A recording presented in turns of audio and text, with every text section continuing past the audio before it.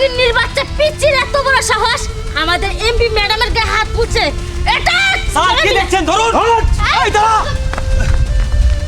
Madam আপনি আমার ক্ষমা করে দিবেন, যে মেয়েটা আপনার গালে থাপ্পড় মারছে সেটা আমার মেয়ে, আমি পাঠাইছি। তোর এত বড় সাহস, তোর ছোট্ট একটা পিচ্চি মেয়েকে এমপির গালের মধ্যে থাপ্পড় মেরেছিস। জানোস আমি তোকে কি করতে পারি? ছোট লোকের বাচ্চা কোথাকার। আমি গরিব মানুষদের অনেক পছন্দ করি, কিন্তু গরিব মানুষের মধ্যে তুই যে এত খারাপ জঘন্য খাপ, তোকে আমি ছাড়বো না, জেল হাজতে ভরে দিব। ম্যাডাম আপনি আমার জেল দেন, ফাঁসি দেন, সবই মানে নেব, কিন্তু আপনার মতো সৎ এমপিরে আমরা হারাতে চাই না। ম্যাডাম আপনার জীবন ঝুঁকিপূর্ণ। হট! আমার জীবন ঝুঁকিতে আছে মানে তুই কি বলতে চাস ফকিনের বাচ্চা? এই তুই জানোস আমার পিছনে বড়ি গাড়ি থাকে 10-12 জন। ম্যাডাম আপনার সঙ্গে যারা থাকে সঙ্গভঙ্গ, এরাই আপনার মারতে চা। তুই আইসা আমাকে বলবি যে আমার সঙ্গভঙ্গ আমাকে মারতে চায়? আমি তাই বিশ্বাস করে নিব? আমি একজন এমপি, আমি পুরা দেশটা চালাই। হ্যাঁ ম্যাডাম আমি জানি আপনি আইনের লোক, আমার মুখের কথা বিশ্বাস করবেন না, তাই আমি প্রমাণ হইতে নিয়েছি। এই দেন, ও শিট, এই দেন। নুরেজা ম্যাডাম, একটা সুখবর আছে। কিসব খবর? আমাদের এমপি সাহেবের যে উত্তরার যে জমিটা আছে, একটা পার্টি পেয়েছি, সেটা নিতে চাই। সেখানে শপিং মল করবে, কমপক্ষে 6 কোটি টাকার ব্যবসা হবে। 6 কোটি তো দূরের কথা, 6টা পায়াও পাবেন না। আমাদের এমপি ম্যাডাম যে অবস্থা, তাকে কি চিনেন না? নিজে 1 টাকা ঘুষ খাবে না, আমাদেরকেও খাইতে দিবে না। মাথাটা খারাপ করে ফেলছে। সততা তার সততা একদম লাইফটা হেল্প করে ফেলছে। শুনুন, তার জন্য কিছু করতে পারতেছি না। নতুন একটা প্রার্থী আছে, রফিক সাহেব, ভাবছি আগামীতে তাকে দাঁড় করাবো। কিন্তু কিভাবে? কিভাবে? শুনুন,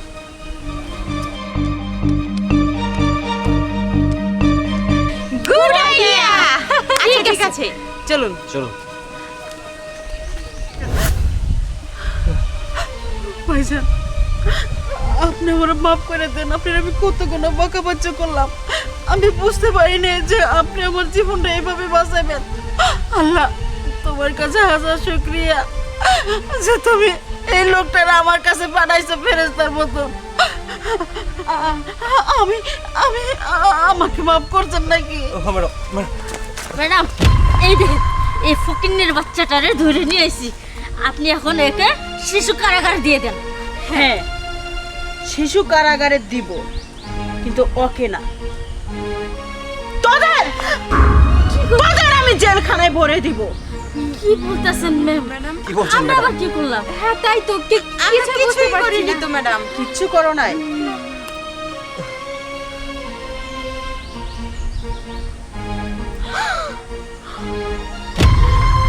তোদের এত বড় সাহস! তোদের আমার নিজের সন্তানের মতন করে ভালোবেসেছিলাম, তোদের একজনের আমি ভালো পজিশনে এনেছি, এটাই আমার অপরাধ ছিল। আমার জন্য তোরা ঘুষ খেতে পারস না, আর আমি ঘুষ খাই না, এটা আমার অপরাধ। ঠিক আছে, এইটাই যদি আমার অপরাধ হয়ে থাকে, সবটিকে আমি যাবজ্জীবন জেলখানায় ঢুকাবো, কেউ পার পাবে না। একটা এমপি কে মারার শাস্তি কি হতে পারে সেটা আমি তোদের বুঝাই দিব, আর তোদের যদি আমি বুঝাই দিতে পারি, তোদের দেখে অনেক মানুষ ভালো হয়ে যাবে। এমপির সাথে কোনো মানুষ ষড়যন্ত্র করার চেষ্টা করবে না। ম্যাডাম ম্যাম, আসলে আমাদের ম্যাডাম ভুল হয়েছে, আমাদের ভুল হয়ে ক্ষমা গেছে, করবেন। আমাদের মাফ মাফ করে করে দেন। দিন ম্যাডাম। Shut up! তোদের যদি মাফ করে দেয় না, তোরা এই ভুলটা আবার সুযোগ খুঁজবি কিভাবে প্ল্যান করে আমাকে মারার চেষ্টা। বুঝতে পেরেছি, বাঁচতে চাইলে সবাই পালাও।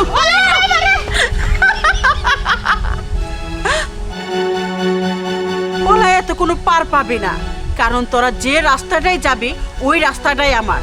সন্ধ্যার মধ্যে আমি তোদের সাথে থানায় দেখা করব। ভাইজান আপনি আমার সাথে চলুন। এই শিমুমনি, তুমি আমার জীবন বাঁচাইছো না, আজকে থেকে তোমার জীবনের দায়িত্ব আমি নিলাম। এখন থেকে লেখাপড়ার দায়িত্ব, তোমার যত খরচা লাগে আমি দায়িত্ব নিলাম। এখন থেকে তুমি আমার লগে থাকবে, কি রাজি? হ্যাঁ আন্টি, আমি আপনার সাথে থাকবো।